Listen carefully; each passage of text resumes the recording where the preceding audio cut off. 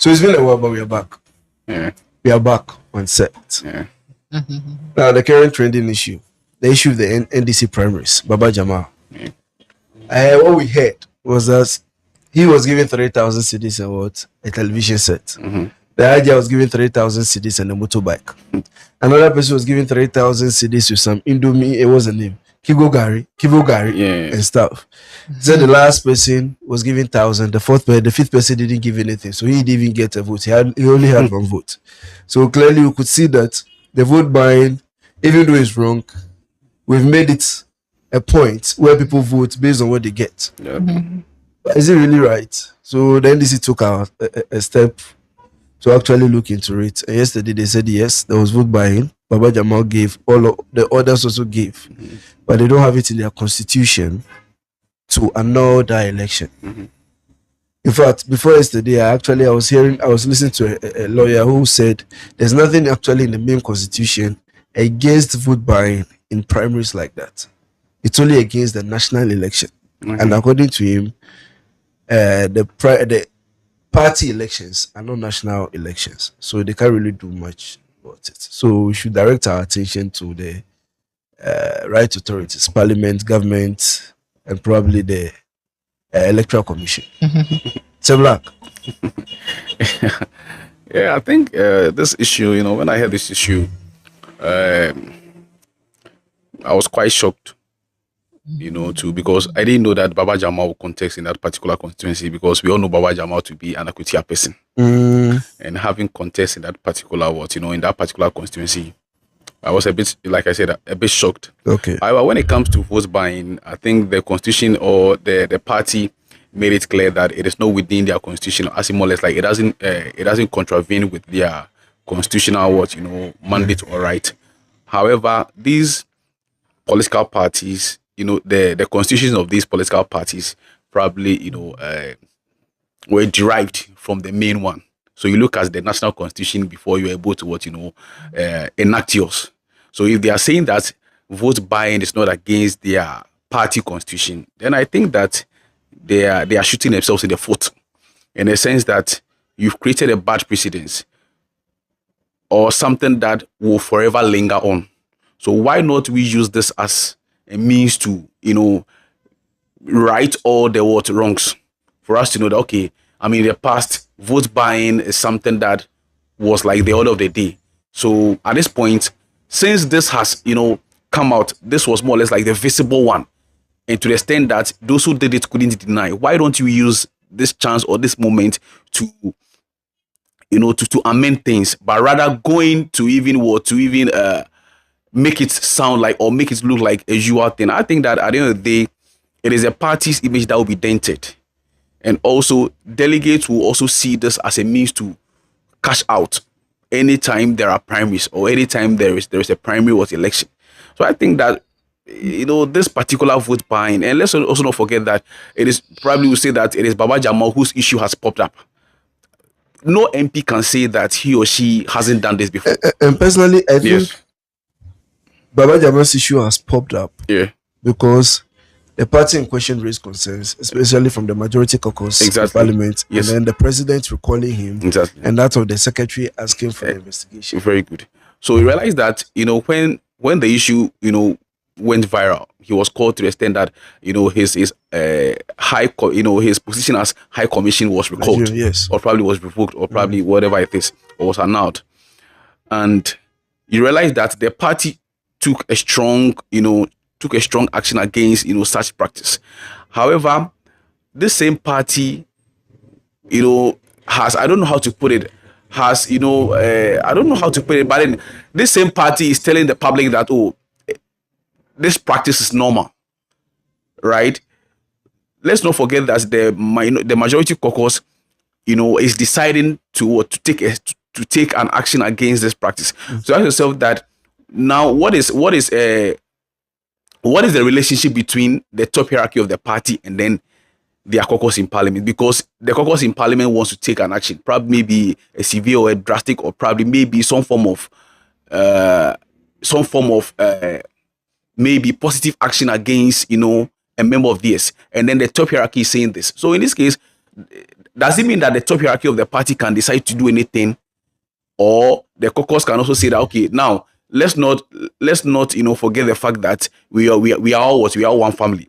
However, if a member of us has done or probably has done something otherwise, or probably has gone wrong, or probably has done something that you think doesn't really, or something that we think would dent the image of the party, why don't we all come as a group, and then maybe if there's a punishment we give it out, or maybe if there's some form of reformation, we give it out, other than the party saying this and then the caucus is also saying this. At the end of the day, it makes the party looks like. But the thing with the party, let me bring out here. The thing with the party is that the investigation has confirmed that what they said happened, they happened.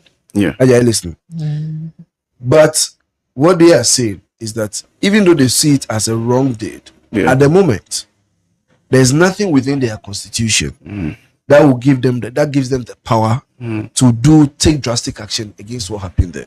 So going forward, probably that's what they need to look at. Like, it's not as if they are contradicting what the members, the caucus in parliament are saying. Yeah. The caucus. So now someone raised a question: are we being is the party being unfair to Baba Jamal? Because as a black said, it's been going on. Even the caucus in parliament. Exactly. They've also most of them bought. Like I said, no MP can say that he or she hasn't done exactly. It is more or less like an ongoing practice. Are they being unfair to Baba Jamal, or you think it's they want to start from a point? I think they want to start from a point because even though it's been going on for a long time, you could see that when President Mahama took office, he spoke about all of these things, and he said that for his government, he will not allow anyone to engage in corrupt related activities and let it go. And he warned them that they better not make themselves an example, because whoever does, you'd have no choice but to bring it up and make an example out of you, because he wants an exemplary leadership this time around. He wants them all to be on their toes. They want them to be of very good behavior. So he was not saying that these things are not being done, but he was saying that this time around, it's unfortunate, but it cannot be tolerated. So that doesn't mean that even after his office hasn't gone on. It has gone on with MPP primaries and all of that. But I think it also goes a long way to speak to what the party is trying to say. So the party, surely President Mahama is from the party.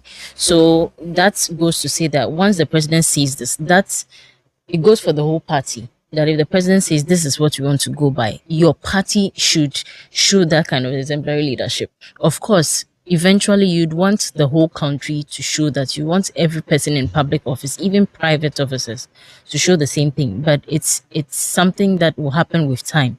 But for the party itself, it will raise eyebrows if it happens and he's quiet. So I think it's a good thing that they drew the alarm fast enough. And even though we've seen MPP doing it and all of that, that is not to say it's not being fair to Baba Jama. It's to show that we won't accept it. It's been going on. It doesn't take a day to fight it. But once it happens in our house, we have to take a bold step and say, for us, it's not happening. So it even gives the people confidence to identify that, yes, this is a party that does not accept this. So if you are looking at a party which is corrupt, which one is not, you would rank NDC a little bit higher than the others. Unfortunately, the others are not showing now, maybe MPP. And we all know that MPP is worse. We know, so we expect it. But this party is coming out to tell you that we know it's there, but we are not ready to tolerate it anymore. So they took the steps. They even though it's being spoken about, anytime it happens, citizens speak about it, but they took a step. He recalled the person back. The party said they will not allow it to happen. What happened was wrong, and it is inducement. Sharing that even on the day of the primaries, it's clear that it's an inducement. They even went ahead to say that it doesn't require an investigation for you to know that it's an inducement, or that it would what's the word? Lack of a better word, like it's a kind of mad that free and fair election that you see, because you don't need to investigate. You surely know that even if it's just one person, giving that person a television set or a motor may probability 90 to 100, it would influence that person's vote. So you don't need to even investigate that. So that is done. But unfortunately, as a party, they cannot move any further from here because they have realized that in their constitution there's nothing as such to make it maybe criminal or to make it an issue or to send the person forward. Okay. But it is good that somebody from their camp, the president, has recalled the person back, and they are hoping that those who are holding public office or had an appointment, you do same to them. And we are hoping also that if they go forward, as the caucus and parliament has decided to take action, that it will reflect, because EC was there. EC, yours is to ensure there's free and fair election. Even before the EC case, I want to put this across that the caucus in parliament, speaking against this Baba Jamal thing, they are lawmakers.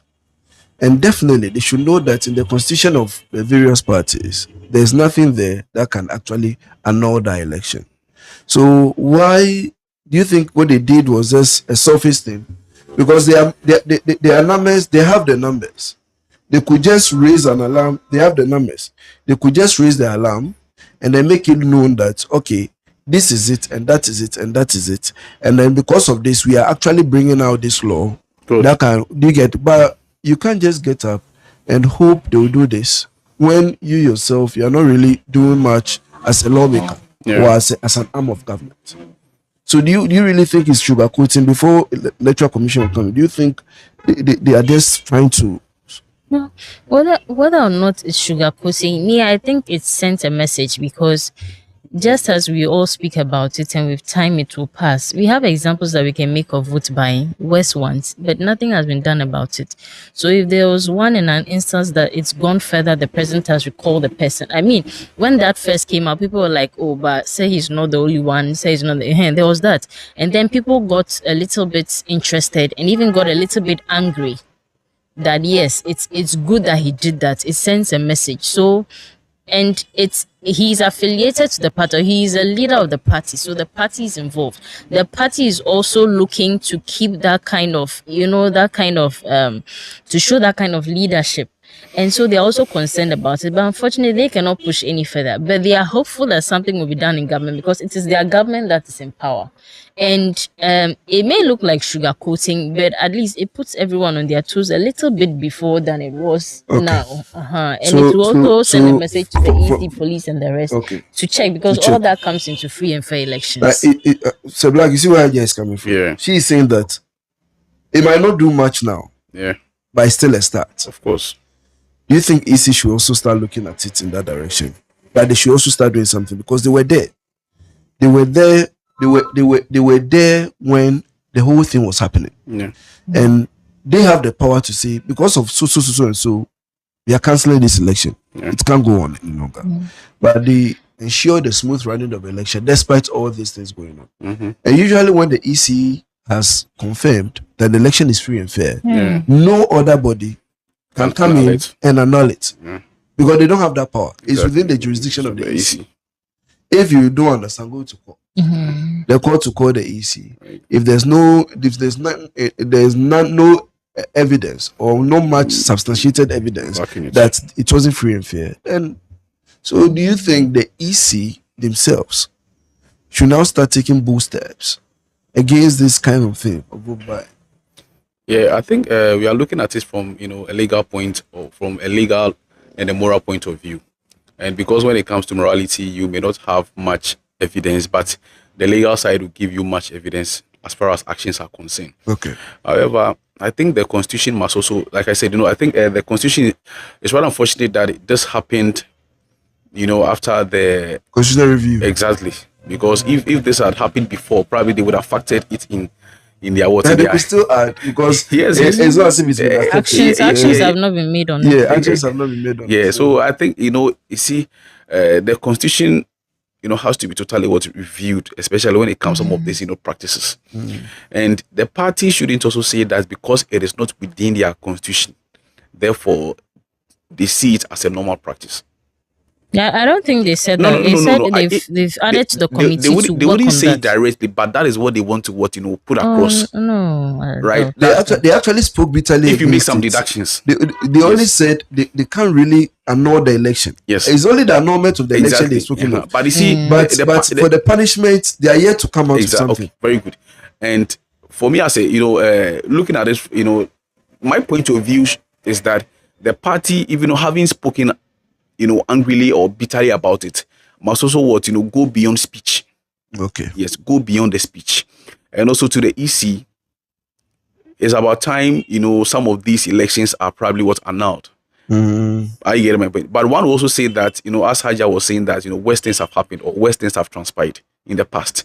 However, we can't also use that as a basis or as a justification to continue to make sure that these things happen. The fact that A did it and, he had his way or she had her way doesn't mean that B should also would follow suit. Even though some will say that, once, A did it and had a way, why can't I also do the same thing? But in this case, we are looking at it from, that's two parties. You realize that, when this thing happened, the general secretary spoke angrily about it because at the end of the day, it is just not any other person, but a key figure of the party. Are you getting my point? Yeah. And also, the EC must also stand on its ground and, amend their constitution. Okay. And make sure that they enact,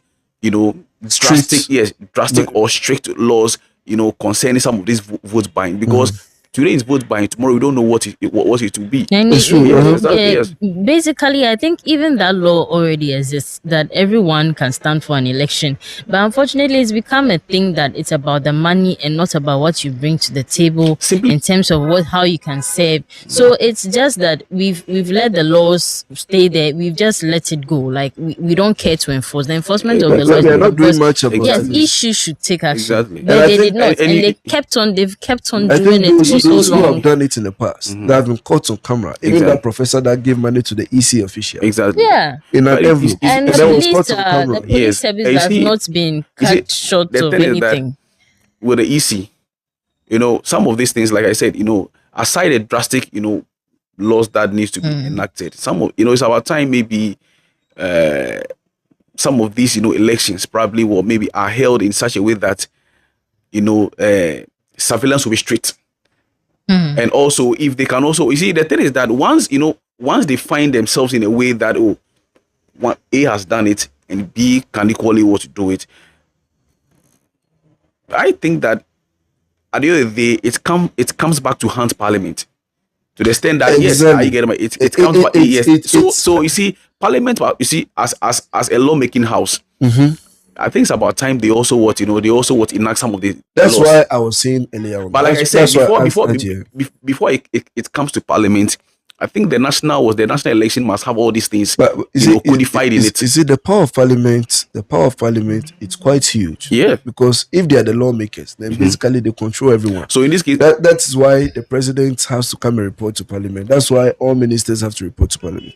So if you are the majority, the other arms of government, and then you have this number, you get it. yeah. The moment you realize it, probably you issue a press conference. The next moment you bring something on the table Exactly. to actually start curbing it legally. To create some stability. Exactly. Now, if you've not done that, then you should know it's something that will go on. Will persist. Or it will persist. It won't stop. Yeah. Unless the police have clear guidelines in arresting some people. Are you following? Yeah. Then we know we are working around something. But if the guidelines are not so clear. But even with the police, I think that sometimes it's not a very maybe some form of misdeed that will have towards around the attention of the police, because like I said, the EC as a body must also find an investigative body. But if you are giving things during an election on election grounds, not so far from the election grounds. No, I'm not saying that the police be omitted out of these investigations or these probably what actions or whatever it is. Probably the police can do the arrest, but they hand them over to or hand that particular MP or that candidate to the electoral investigative committee for them to investigate the person, and possibly if there are some punitive measures or probably actions, then we take it. Then the person suffer from there. Okay, so basically we've gotten it. Yes. All the institutions have to act. Exactly. All the institutions have to act, because if not that, we'll end up bringing a drug baron as a president one day. Exactly. Because if you have cash, people vote for you. Now, the question I want to put out Because is that the delegates, you see, we've come to live with the delegate system. Yes. Now, the delegates have become, they are now openly on camera saying it. Yes. That if you don't give us that money, we will not vote. It happened during the NPP's primaries. It happened during the NPP presidential, the flag bearer. Yeah, that's yes. Yeah. It happened even now with this Baba Jamal Ayawaso East. If you don't take time in December, it will happen during the NDC. Now, as delegates, don't you think if you're also caught taking things, you also need to be arrested? Or if you openly declare that yes, if you don't give it to me, I will not vote. Yeah, this person gave it to me, I took it. You need to be punished in a way to actually more or less like become a deterrent. So that you don't just come to the place and think you vote. Or if you're a delegate and you expect something, you just need to be taken off. Or probably then the delegates need to be put in a position where they are giving something. Transport officially. That officially this is what is being given to every delegate coming to vote. But they say from the party, not from individuals. So if the individual happens to be, because what they all say is that it's transport. Yeah, but it's not transport really. But if the party is giving the delegate that all the delegates coming, your transport is 100 cities, and that is all. No one should give anything. Everyone is prohibited from giving a delegate anything. Don't you think that could work? I think, let me come to Adia. I'll come to you with the same question. Adia. The delegates. Because yesterday I heard a politician say that at times they force them to give. Exactly. They'll call them, if you don't give, this is it. So they are forced to give. Bribery and corruption, it would always assist, or you'd always have people giving out something in return for something. But you as a delegate, if you hold yourself as a delegate, I think they should be sensitized. They should come to understand where they stand and what the purpose of their job is. So if you're a party delegate, what does it mean for me? When they go for meetings, what do they talk to them about? Okay. What do you want to uphold as a party? And who are the people? What is the makeup of the delegate system? Who are they? Last we heard that they are just young people, and so but these are the people who decide who we determine as flag bearer, and then we all vote for. So if the delegate system would not help, just as some people have filed the suit at the Supreme Court, then let's change it. But if it's going to run, then it's about time every party tries to sensitize and clean up their delegate system. They should ensure that whilst you are telling people not to give, you know that's not going to be 100%. They will not follow that. But you should have delegates that they should have integrity. They should know what they stand for, even if you have to take it at all. It does not become your right, or there's no shame. Like if you don't do it, I won't vote. For us to get to that point, it tells where we've come from. It's always been there. Last the people were telling of how it started, but now where we've gotten to, you have to go and vote. Somebody must give you TNT before you go and vote. It's not just the TNT. It's beyond TNT. That's how it started. It started as transport. So it's the same thing. Government institutions, you are going for a workshop, they say transport allowance, and it becomes more. So the money is there. Even if the allocated number of people don't come, they share it back to you, the people as, and it's not a hearsay. It's happened. I've been part of it before. You sign and take the money. The money must finish, and that's the best taxpayers' money.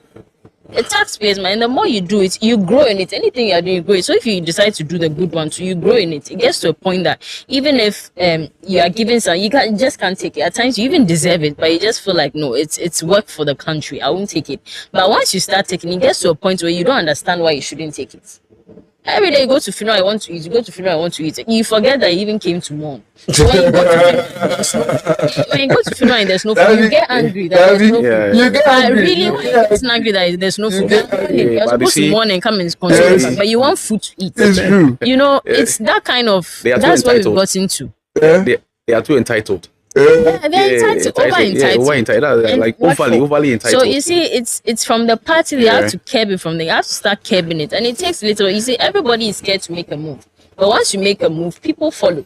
So if somebody comes out and say, "This is what I want to do. I want to hold myself accountable, hold my party," let's follow them. As little as this is not a time for us to say, "Oh, but you said it, and now it will work against you because you didn't really do." They've done a little. Let's help. So next election, let's also be watchful.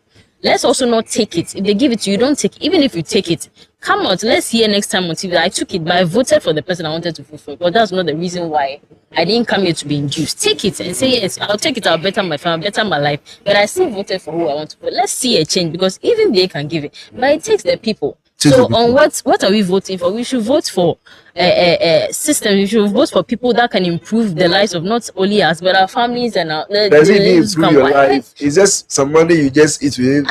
So let's vote for people who can come and institute better policies and things to promote economic growth, ourselves, our families, not just for what you can put in your pocket. So black, probably our last bite. Yeah, we're ending soon. Now, Musa Dankwa did the research. Yeah. And the research came out showing that most of the delegates are either GHS leavers or SHS leavers. Yeah. Majority of them. Yeah. So then a legal practitioner raised the question that probably they don't even know the cause of being a delegate. They have no idea they don't understand of their importance and the gravity of the votes they put out there. Because whoever the delegates vote for is either that's the person that's going to be, might be our president or might be our member of parliament. Delegate decide.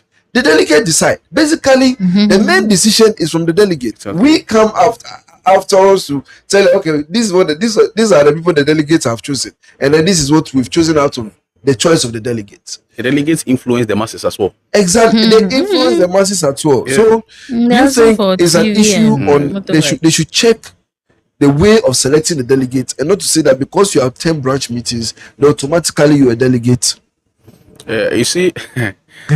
Sometimes as a political science graduate I do ask myself that why do we have people who call themselves delegates but don't even understand the word delegate? Yes, because back on campus you have this kind of argument between Tesco and Tain, this two political activists, as in like NDC MPP. But you see, you just made mention of the academic level or the academic qualification of most of these delegates, JHS, SHS.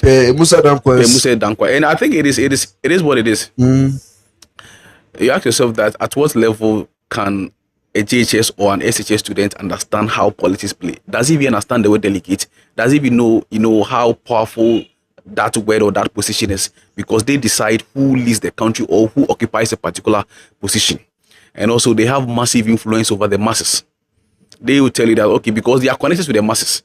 They are just like a bridge between the top hierarchy and then the masses.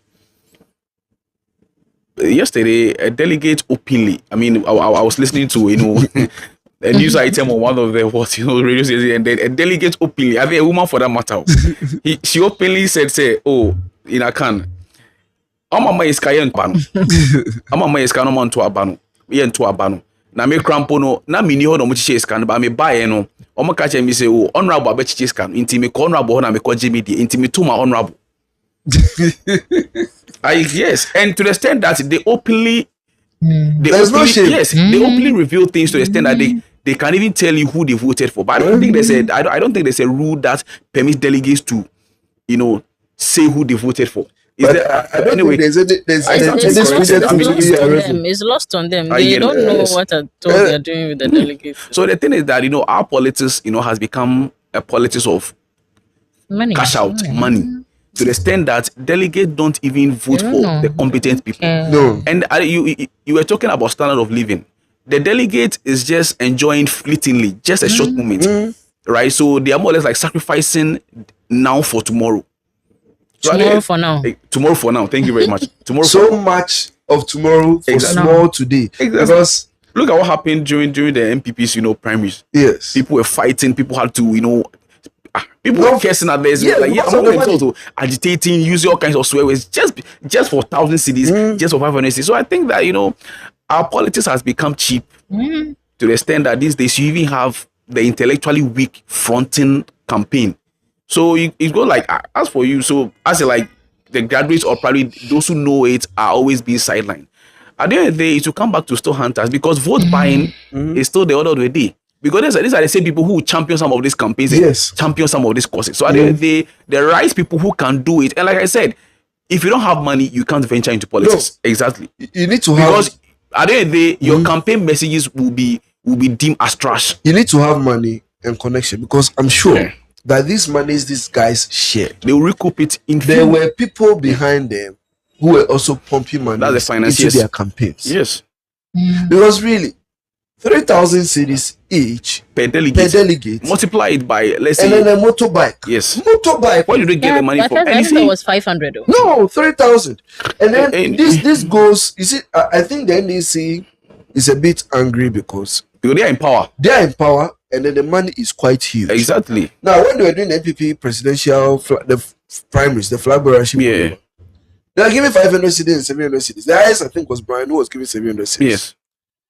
Fine, this could be a small constituency, not a national election. Yes. But to give 3,000 cities and a motorbike, or 3,000 cities and a television set, I and then think someone they came gave to the election grounds and made 10,000 cities. I think the 500 had the motorbike, had the television set. I think the 500 cities was beyond their respective constituencies. No, that one the is country. national. Yeah, so yeah, yes, that's what it's I'm also saying, quite huge. Yeah, but I'm just national. saying that when you look at it, because As if you're compared to the 3,000, this is minimal. this is minimal. Yeah. So if you're in power, and then your main folks are giving out these monies, especially someone who's a commissioner to a particular, It particular raises country, eyebrow. it raises a lot of eyebrows. So you guys are saying you're not chopping our money. Yes, we see things are getting better, but really, then probably you are still Doing the same thing. doing the same thing indirectly. Yeah. Anyway, I think this conversation can go on and on and on. But let's give ourselves just a minute, last minute bite on this issue. Let me start with Black. Okay, so Black, 1 minute. Yeah, for me, I think that the Constitutional Review Committee, I mean, even though they forwarded their various recommendations to the president, I think if they can channel some of these factors, especially when it comes to electoral vote, and also we must also check the source of these candidates. Where I mean, as in their financial sources, because sometimes some of these monies are extremely outrageous. Where do they get this money from? And like I said, lifestyle auditing has always been a verbal practice, but not a practical practice. If I may put it in this context, I think it's about time some of these things are checked. Because if we don't do these things, the youth or probably everybody will now decide to venture into politics. And we may not have fine brains in other industries, because politics has become the order of the day. People are cashing out easily. Also, the basic way to Right. cash out is either you're in a pastor, or you're into politics. So, But is that the case? Must that be the case? that What kind of society and what kind of legacy do we want to bequeath the younger It ones? shouldn't be the case. Unfortunately, that's what they are portraying to us now. But That's wrong. Yeah, Because if you yes. check the foreign politicians, they are not even as rich as the African Exactly. politicians. Yet, as Africa goes there to beg. And You see prime ministers riding bicycle. When you come here, our members of parliament alone, individual members of parliament or some DCS or not, takes a car and then a convoy. and that is following how, him. and that is why Africa will continue to become a subject of mockery to the globe, It's to quite the world. funny. It's quite unfortunate. But I think that I mean, it takes a bold step for certain things to be be diminished or to be stopped. So I think that the leaders must know. Well, Yeah, Adia, exactly, yes. your last minute bite. Must do the right thing. I think Sir Black has said it over. Just add a little. You were speaking of the delegates, the delegates as individuals, and I feel that for somebody to have completed JHS or even further SHS, I think they are capable. They are capable to select. But if we are going to be living the way we are living, and that means that, as we always say on this show, the family units. It starts from the family units. What the mother and father are doing, that's what the child will learn. So if the mother and father, corruption is your goal. You keep on saying it, you live it. Then the child who is in GSS, SHS, no matter what they teach a child, he comes out feeling that is what is the ultimate. You also do the same thing. So being a delegate or whatever it is, that is the goal. Like, that should be on the table. So if that's what we are going to teach the youth, then they are going to be worse than what we are seeing now. So we need to work on our education, get them to understand what integrity means, get them to understand that the quality of living is not determined by these things, and to stand up for justice. So that in the end we all can, and then to can conclude, benefit from. today is World Fugu Day. Day. Sorry, Ghana is declaring Wednesdays as what the Fugu Day, right? Yeah. So Black, 30 seconds. Your take on that. Yeah. Well, You could see I've been my Fugu. yeah, I don't know. And that's why I'm here to own one. You could see everybody. Another cash Yes, out. this happened after I think the Tanzanians laughed at the no, president. Zambia. I They think laughed the at our Zambians are president. regretted for bringing this issue up because I mean in the last week they've been the subject of troll on all social media platforms and They to the made extent it that easy now I for think us. now our brothers from the West Nigerians they are resting at the moment because it's always been the banter between Ghana and Nigeria, but I think for the president to have this idea to declare Wednesday as our Fugu Day, I think it's also it will go a long way to boost the Fugu industry, if I may, or the Yes. The is it Minister for Bakatari or Tourism. Batakari or whatever it is. Yes, so I think all in all, it will go a long way to even boost the tourism industry as a whole. Adia, do you think the school should be added to it? Every school should wear Fugu on Wednesday. Oh, I come won't on. be Trouser bad. and the Fugu shouldn't just be. You see, this is It just should be for the material. working class, but No, not this is students. material. necessarily. Well, we could Yeah, for the use- working class is okay, but for students, But- okay, for students, tertiary will be okay, but Assuming you enter Ghana, you tertiary enter students will be Ghana, okay, but and then on Wednesdays, everyone is in a Fugu attire. Even the market women are in Fugu attire. Don't you think this would be something sort of a tourist? Yeah, it Then won't the be price should bad. be It reduced will as help well. us bring So- up Cabernet If it becomes Sauvignon and common, all the these price will things. definitely come yeah, down. because sometimes you go If and it then- becomes so common, the price will definitely come but we down. also have we have it in terms of grades. Yes, so like the so it's quality, no problem. quality, Fugu, no problem. yeah, As far as it's Fugu, no So far problem. as it's Fugu. It won't be bad. No, but It's a Ghanaian likes to blessing in compare disguise. brand. No. It's a blessing in disguise. It's a blessing. We should take advantage of it as much as possible. That also creates more employment. More employment. Anyway, Charlie, thank you for today. It's been a lovely discussion. Say Black, welcome to the discussion. Thank you. See, thank you. So these are your glasses.